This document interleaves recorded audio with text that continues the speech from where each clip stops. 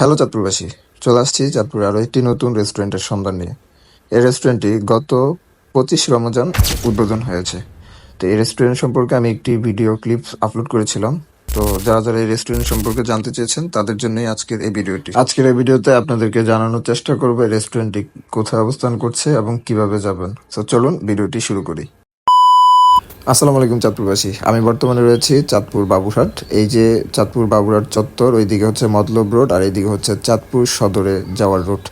আর আমি বর্তমানে যে জায়গাটিতে আছি, এই যে আমার আমার পিছনে হচ্ছে বাবুরহাট খালপার। খালপারের অপর পাশে ওই যে দেখা যাচ্ছে rooftop barbecue and coffee house. এটাই হচ্ছে চাঁদপুরের নতুন সেই রেস্টুরেন্ট।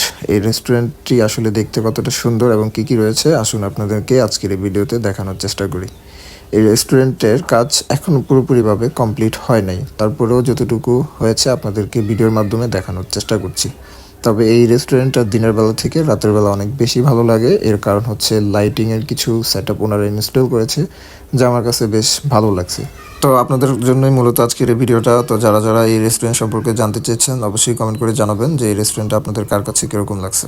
এই যে এখানে তাবু সিস্টেম যে ঘরগুলো দেখছেন, এগুলো হচ্ছে বসার সিট, নিচে এখানে ঢালা বিছনা করে দিবে। আপনারা চাইলে এখানে ইফতারের ব্যবস্থা রয়েছে। আপনারা চাইলে রমজান মাসে যারা এই রেস্টুরেন্ট ভিজিট করতে চান, এখানে গিয়ে আপনারা ইফতারও করতে পারবেন। এই রেস্টুরেন্টটি রমজান মাসে দুপুর 3টা থেকে রাত 11টা বা 12টা পর্যন্ত এখানে আপনার রেস্টুরেন্টটি খোলা পাবেন। এবং রমাদান মাস শেষ হলে এখানে আপনারা ফুচকা থেকে শুরু করে আরও নানা রকম আইটেম এখানে দেখতে পাবেন।